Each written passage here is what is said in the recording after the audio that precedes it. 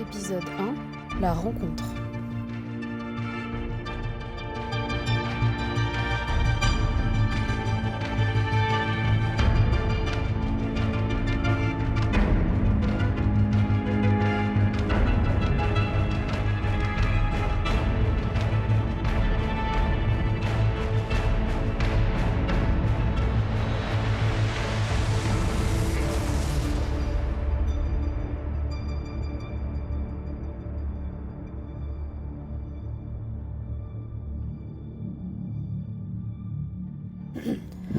Avant de commencer mon histoire, je voulais vous prévenir que tout ce que je vous raconte est vrai et que si j'ai l'air de mentir, d'avoir la voix qui tremble, de bafouiller, c'est juste que je suis vraiment extrêmement timide et que j'ai pas l'habitude de m'exposer comme ça au regard des autres. D'ailleurs, c'est la première fois que je parle dans un micro et quand j'étais au lycée et que je voulais devenir journaliste radio, j'étais loin de m'imaginer que ma première fois serait avec un fantôme. Enfin, que la première fois que je parle dans un micro, il y a un fantôme dans l'histoire. Enfin bref, que je vous raconte une histoire de fantôme, quoi.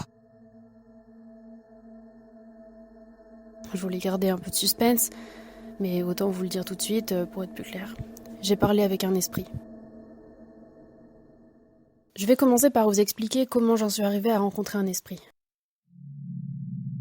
D'abord, j'ai rencontré Jérôme.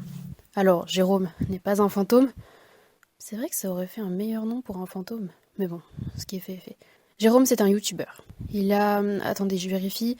Il a exactement 357 abonnés sur YouTube et 129 sur Instagram. Autant vous dire qu'il n'est pas encore sponsorisé par NordVPN, mais bon, à l'époque où je l'ai rencontré, il avait tout de même 354 abonnés sur YouTube et 130 sur Instagram. Et moi, j'avais aucun abonné nulle part. Donc j'étais un peu impressionnée qu'il m'ait envoyé un DM.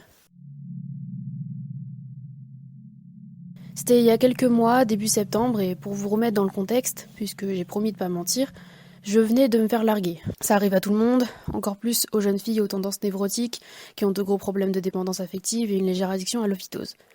Oui, l'ophytose, c'est un complément alimentaire pour réduire le stress et s'endormir, ça marche autant que l'homéopathie. Bref, je venais de me faire larguer, et en plus de ça, je commençais un master de journalisme culturel dans une faculté de province où je ne connaissais personne. Je dis de province parce que je veux pas dire la ville, et que c'est une ville de province. Pas parce que je suis une Parisienne un peu relou. Vous aurez l'occasion de rencontrer une Parisienne un peu relou dans cette histoire d'ailleurs. Enfin, comme vous pouvez l'imaginer, début septembre, j'y allais pas forcément mollo sur le phytose. Et je vais vous raconter. On était un dimanche soir, après ma première semaine de cours, très difficile, où je n'avais réussi à me faire qu'une vague connaissance. J'étais seule dans mon appartement du Crous de 20 mètres carrés tout de même. J'étais plongée dans le noir, à l'exception de la lampe de la cour qui s'allumait dès que quelqu'un pénétrait dans la résidence, c'est-à-dire toutes les 5 minutes.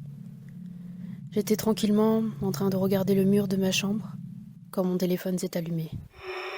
La notification disait « Jérôme Thériault officiel veut vous envoyer un message ». Un peu intriguée, j'ai déverrouillé mon téléphone et j'ai lu « Salut Paula, j'espère que tu vas bien, smiley psychopathe ». Le smiley psychopathe, vous savez, c'est le sourire mais pas celui qui rougit, c'est juste 2 yeux et un sourire sans expression, enfin c'est le smiley psychopathe quoi. J'ai eu ton contact par Adam qui fait des échecs avec moi. 2 informations, la première, Adam, c'est mon ex. La deuxième, à l'époque où je suis sortie avec lui, il n'allait pas encore à un club d'échecs. Il m'a dit que tu étais en journalisme. Je prépare une petite vidéo un peu en mode documentaire, exploration paranormale, et je me demandais si tu étais chaud pour filmer. Ce message avait de quoi me perturber. En effet, pourquoi dit-on « je suis chaud » même quand on est une fille ?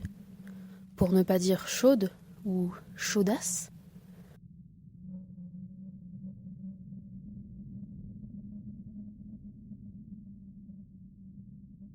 C'est donc dans un état second que je lui ai répondu. Trop rapidement pour qu'il croie que j'avais une vie sociale épanouie d'ailleurs. « Salut Jérôme, merci d'avoir pensé à moi.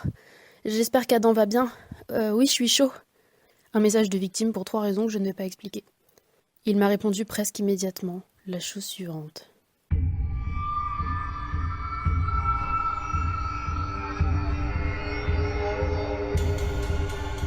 Bon d'accord, j'arrête de vous lire toute la conversation et j'en viens au fait.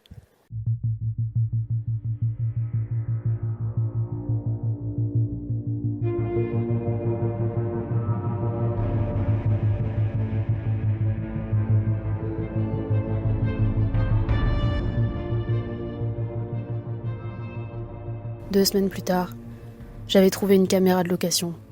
acheté un enregistreur sur le Bon Coin, et j'étais devant le Super U de ma ville de province à 8h du matin, habillée chaudement, à attendre Jérôme, prête pour l'exploration paranormale. À 8h30, il est arrivé au volant d'une Kangoo orange. La suite au prochain épisode.